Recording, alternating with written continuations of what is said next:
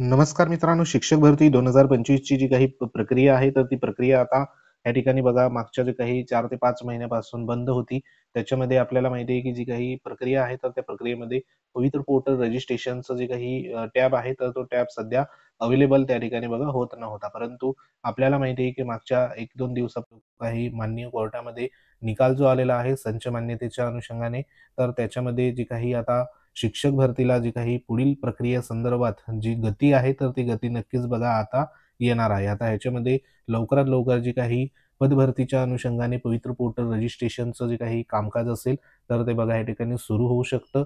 तर आपापल्या परीने तुमच्या जवळ जे काही डॉक्युमेंट आहे, तर ते डॉक्युमेंट सध्या बघा तयार करून ठेवणं देखील तितकंच गरजेचं आहे. कारण जास्त दिवस जी काही रजिस्ट्रेशन संदर्भात बघा या ठिकाणी आपल्याला वेळ नसणार. कारण शिक्षक भरती म्हटली तर त्याच्यामध्ये महत्त्वाचं आपल्याला जे काही डॉक्युमेंट आहे, तर ते डॉक्युमेंट देखील खूप गरजेचं असणार आहे. आता पवित्र पोर्टलवर रजिस्ट्रेशन करताना नेमकं महत्त्वाची जी काही डॉक्युमेंट आहे, म्हणजे कागदपत्र आहे, तर ती नेमकी तुम्हाला कोणती या ठिकाणी बघा लागणार आहे.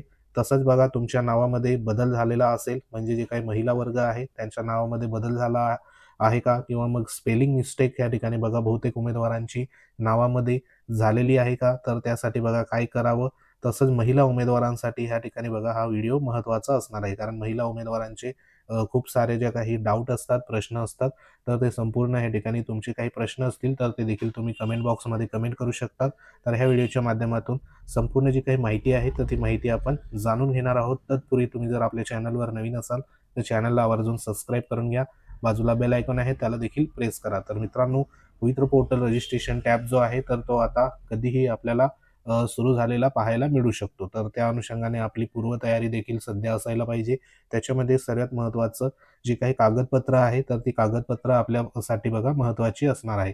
आता त्याच्यामध्ये जे काही सर्वात महत्त्वाचं या ठिकाणी पहिल्या क्रमांकाचं म्हणजे अभियोग्यता व बुद्धिमत्ता चाचणी गुणपत्रक हे या ठिकाणी आपल्यासाठी महत्त्वाचं असणार आहे.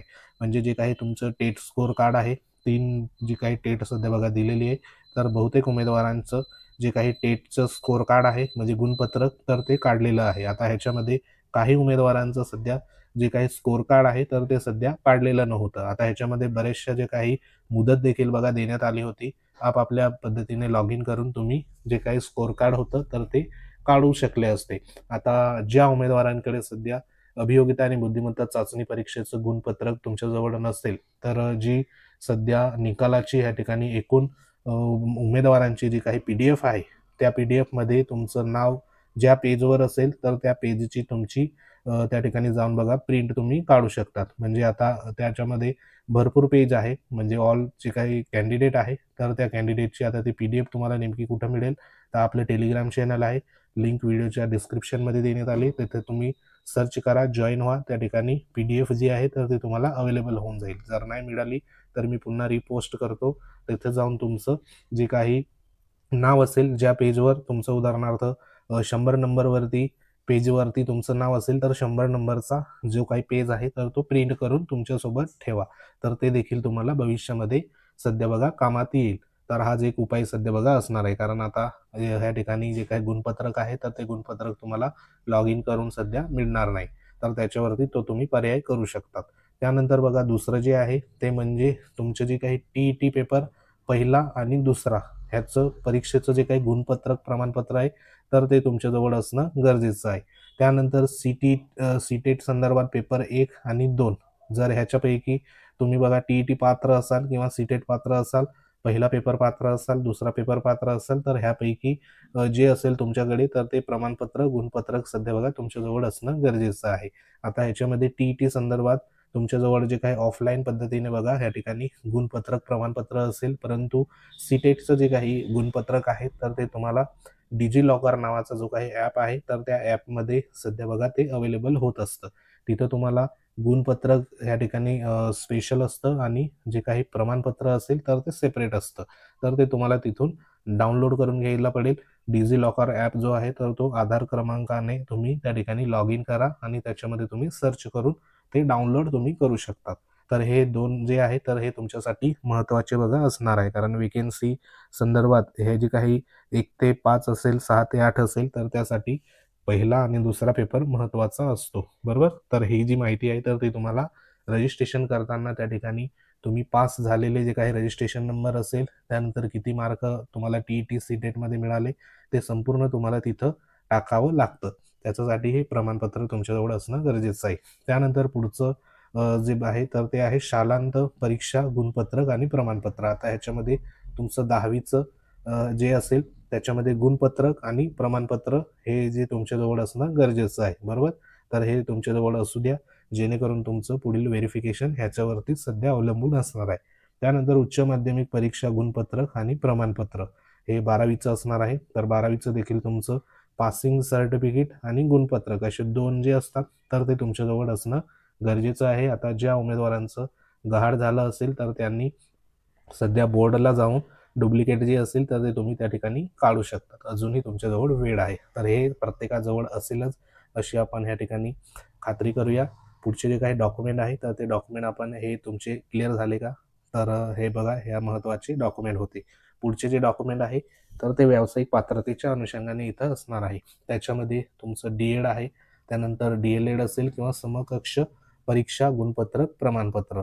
तुमचं डी-एड झालेलं असेल तर त्याचं तुमच्याजवळ गुणपत्रक आणि जे काही प्रमाणपत्र असेल तर ते असणं गरजेचं आहे. त्यानंतर तुमची पदवी परीक्षा ह्या ठिकाणी झालेली असेल, पदवी तुमची झालेली असेल तर त्याचं गुणपत्रक आणि पदवी प्रमाणपत्र म्हणजे या ठिकाणी जे काही डिग्री सर्टिफिकेट असतं तर ते डिग्री सर्टिफिकेट तुम्हाला त्या ठिकाणी लागणार आहे. आता बहुतेक उमेदवार जे आहे ए-पी-एर उमेदवार, तर त्या ए-पी-एर उमेदवारांकडे डिग्री सर्टिफिकेट बघा नसणार आहे, बरोबर. तर त्यांच्यासाठी जो काही तुमचं मार्कशीट असतं, अंतिम वर्षाचं मार्कशीट, तर त्या मार्कशीट जवळ एक छोटंसं बघा असं प्रमाणपत्र असतं प्रोव्हिजनल सर्टिफिकेट म्हणून.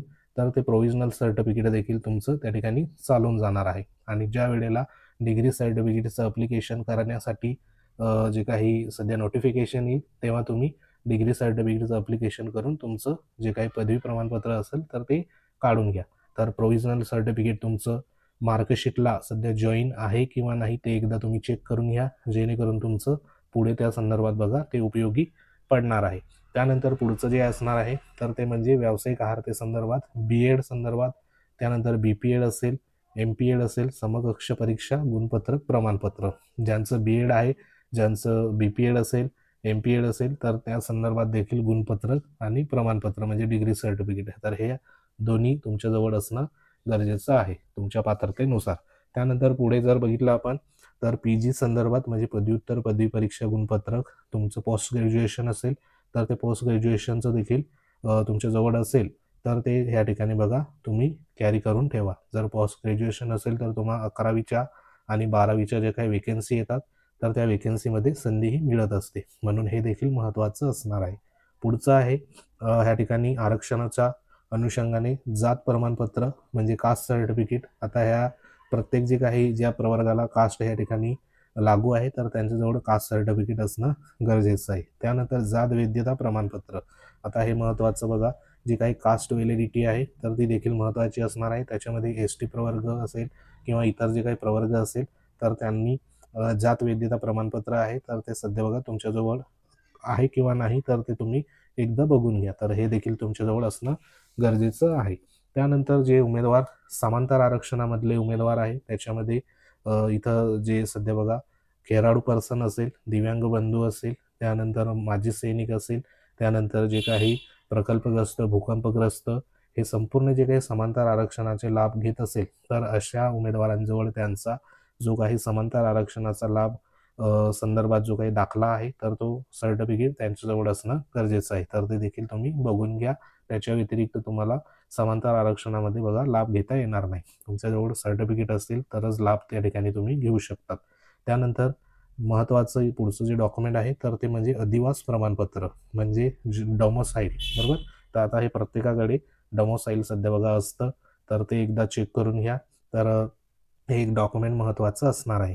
त्यानंतर जे एस-टी प्रवर्गाचे उमेदवार आहे त्याच्यामध्ये बघा या ठिकाणी जे 13 जिल्हे येतात पेसा क्षेत्रातले, तर ते पेसा क्षेत्रातले 13 जिल्ह्यांसंदर्भात जे उमेदवार असेल तर त्या उमेदवारांकडे पेसा क्षेत्रात मोडत असल्याचा जो काही दाखला आहे म्हणजे प्रकल्प कार्यालयातून बघा मिळत होता तर तो दाखला सध्या बघा त्या ठिकाणी आवश्यक असणार आहे. म्हणजे कदाचित शिक्षक भरतीमध्ये जर पेसा संदर्भात जर वेकेन्सी आल्या आणि तुम्ही तुमच्याजवळ जर पेसाचा दाखला नसेल तर त्या ठिकाणी तुमची जी काही संधी असेल तर ती संधी तिथं मिळणार नाही, बरोबर.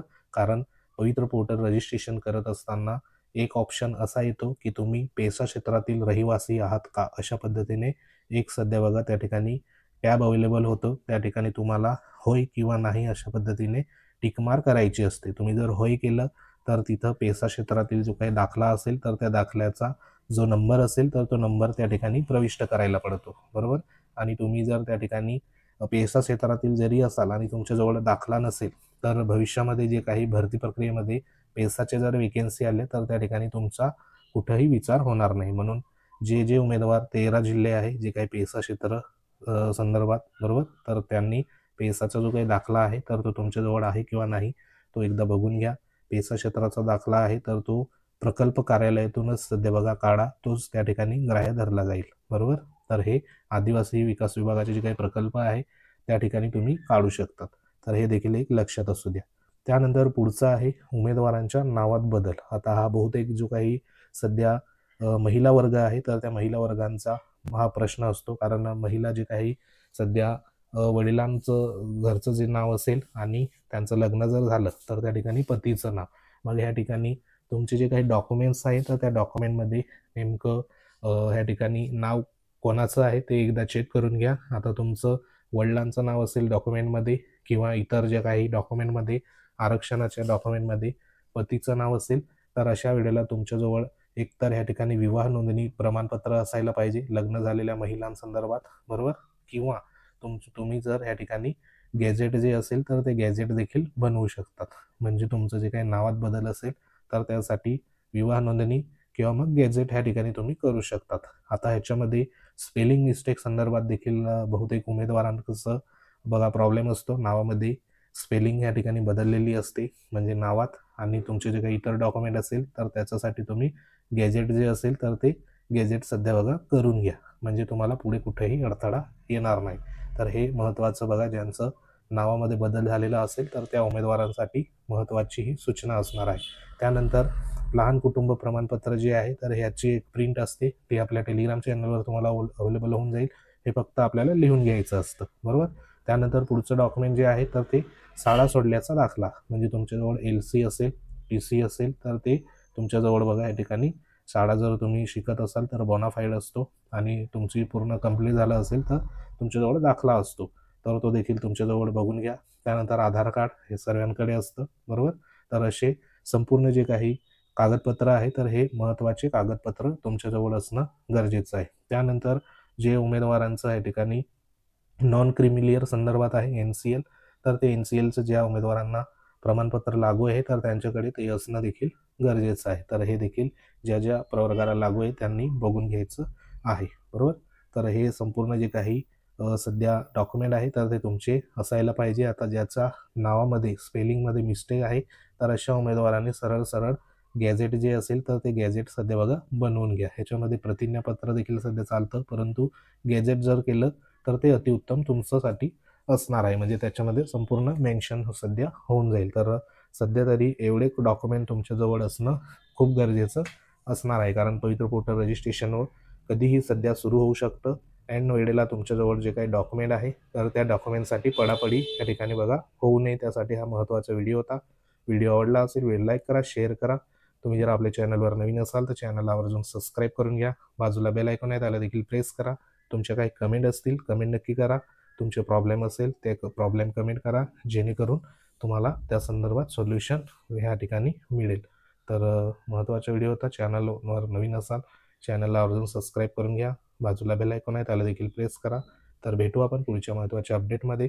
तोपर्यंत जय हिंद, वंदे मातरम.